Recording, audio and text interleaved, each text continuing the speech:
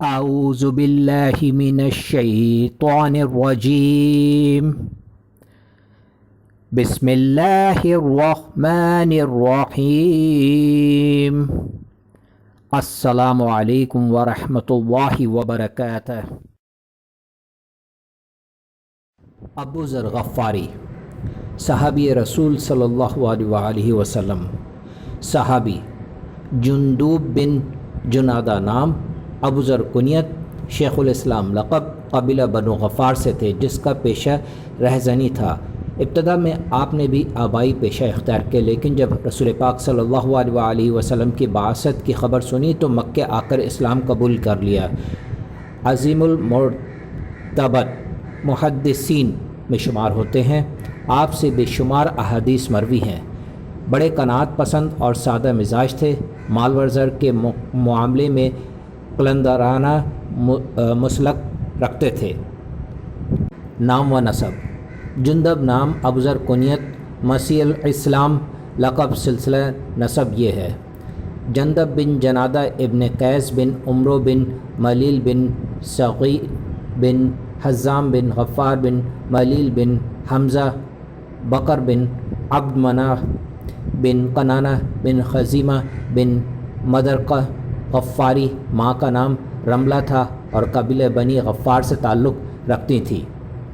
قبول اسلام: حضرت ابو ذر غفاری رضی اللہ تعالیٰ عنہ کا قبیلہ بنو غفار رہزنی کیا کرتا تھا۔ جاہلیت میں ابو ذر غفاری کا بھی یہی پیشہ تھا اور وہ یہاں مشہور رہزن تھے۔ تن تنہا نہایت جرأت اور دلیری سے قبائل کو لوٹتے تھے، لیکن کچھ دنوں کے بعد ان کی زندگی میں دفعتاً انقلاب برپا ہوا اور ایسا سخت ہوا کہ رہزنی یکلخت ترک کر کے ہمت تن خدا پرستی کی طرف مائل ہو گئے۔ چنانچہ ظہور اسلام کے پہلے جب سارا عرب ذلت میں مبتلا تھا، وہ خدا کی پرستش کرتے تھے۔ ابو معاشر راوی ہیں کہ ابو ذر جاہلیت ہی سے اللہ کی طرف راغب تھے، اللہ کے سوا کسی کو معبود نہیں سمجھتے تھے اور بتوں کی پوجا نہیں کرتے تھے۔ ان کے خدا پرستی عام طور پر لوگوں میں مشہور تھی۔ چنانچہ جس شخص نے ان کو سب سے پہلے حضرت صلی اللہ علیہ وآلہ وسلم کے ظہور کی اطلاع دی، اس کے الفاظ یہ تھے کہ ابو ذر، مکہ میں تمہاری طرح ایک شخص لا الہ الا اللہ کہتا ہے۔ ابو ذر غفاری کی خدا پرستی صرف اعتراف توحید تک محدود نہ تھی، بلکہ جس طرح بن پڑھتا تھا نماز بھی پڑھتے تھے۔ وہ خود کہتے تھے کہ میں حضرت صلی اللہ علیہ وآلہ وسلم سے ملنے کی 3 سال قبل سے نماز پڑھتا تھا۔ لوگوں نے پوچھا کس کی نماز پڑھتے تھے؟ کہا خدا کی۔ پھر پوچھا کس طرف رخ کرتے تھے؟ جواب دیا جس طرف پیغمبر رسول صلی اللہ علیہ وآلہ وسلم کیا کرتے تھے۔ ہجرت: حضرت صلی اللہ علیہ وآلہ وسلم کی مدینہ کی تشریف آوری کے بعد بھی عرصے تک ابو ذر غفاری بنی غفار میں رہے اور بدر، احد، خندق وغیرہ کے غزوات ہونے کے بعد ہجرت کر کے مدینہ آئے۔ اسی بنا پر مواخات میں اختلاف ہے۔ محمد بن اسحاق راوی ہیں کہ حضرت صلی اللہ علیہ وآلہ وسلم نے ابو ذر غفاری اور منذر بن عمرو کے درمیان مواخصہ کرائی تھی، لیکن واقدی کا قول ہے کہ ابو ذر غفاری آیت میراث کے نزول کے بعد مدینہ آیا اور اس آیت کے بعد مواخات کا طریقہ باقی نہ رہا تھا۔ مدینہ کا قیام: مدینہ کے قیام میں ان کا سارا وقت حضرت صلی اللہ علیہ وآلہ وسلم کی خدمت میں گزرتا تھا اور ان کا محبوب مشغلہ حضرت صلی اللہ علیہ وآلہ وسلم کی خدمت تھی۔ خود کہتے تھے کہ میں پہلے حضرت صلی اللہ علیہ وآلہ وسلم کی خدمت کرتا ہوں، اس سے فراغت کے بعد پھر آ کر مسجد میں آرام کرتا ہوں۔ چنانچہ ہجرت کے بعد غزوات کا سلسلہ شروع ہو گیا تھا، اس لیے مہاجرین زیادہ تر اسی میں مشغول رہتے تھے۔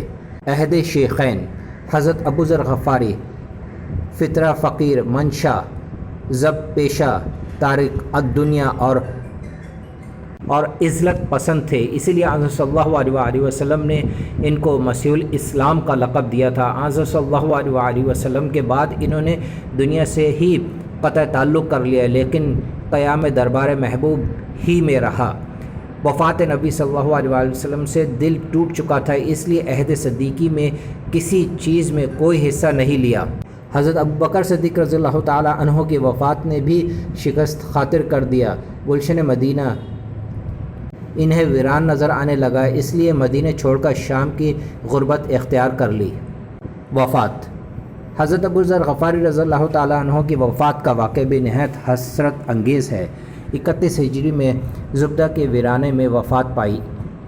ان کی وفات کے بارے میں بیان ہوتا ہے کہ جب ابو ذر غفاری کی حالت زیادہ خراب ہوئی تو ان کی بیوی رونے لگیں۔ پوچھا کیوں روتی ہو؟ میں نے کہا کہ تم ایک صحرا میں سفر اختیار کر رہے ہو، یہاں میرے اور تمہارے استعمالی کپڑوں کے علاوہ کوئی ایسا کپڑا نہیں جو تمہارے کفن کے کام آئے۔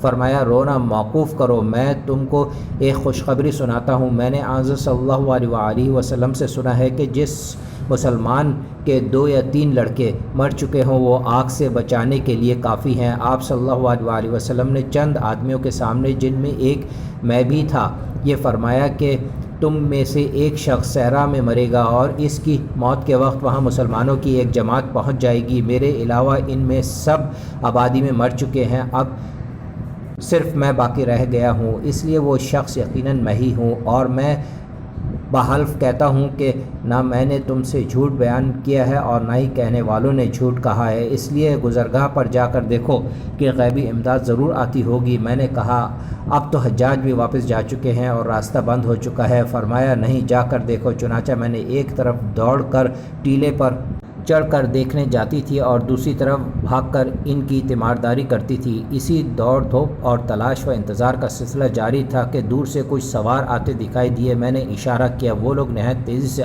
آگے میرے پاس ٹھہر گئے اور ابو ذر غفاری کے متعلق دریافت کیا کہ یہ کون شخص ہے۔ میں نے کہا کہ ابو ذر غفاری۔ پوچھا آن صلی اللہ علیہ وآلہ وسلم کے صحابی؟ میں نے کہا ہاں۔ وہ لوگ فدائیہ بابی وامی کہہ کر ابو ذر غفاری کے پاس گئے۔ پہلے ابو ذر غفاری نے آن صلی اللہ علیہ وآلہ وسلم کی پیشن گوئی سنائی، پھر وصیت کی کہ اگر میری بیوی یا میرے پاس کفن بھر کا کپڑا نکلے تو اسی کپڑے میں مجھ کو کفنانا، اور قسم دلائی کہ تم میں سے جو شخص حکومت کا ادنا عہدہ دار بھی ہو وہ مجھ کو نہ کفنائے۔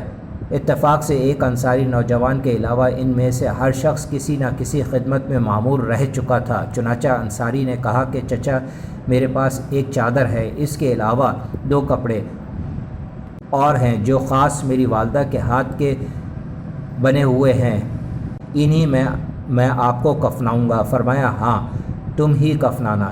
اس وصیت کے بعد وفات پائی۔ متعدد روایات کے باہم ملانے سے ظاہر ہوتا ہے کہ یہ لوگ یمنی تھے اور کوفے سے آ رہے تھے۔ انہی کے ساتھ مشہور صحابی عبداللہ رضی اللہ تعالیٰ عنہ بن مسعود بھی تھے جو عراق جا رہے تھے۔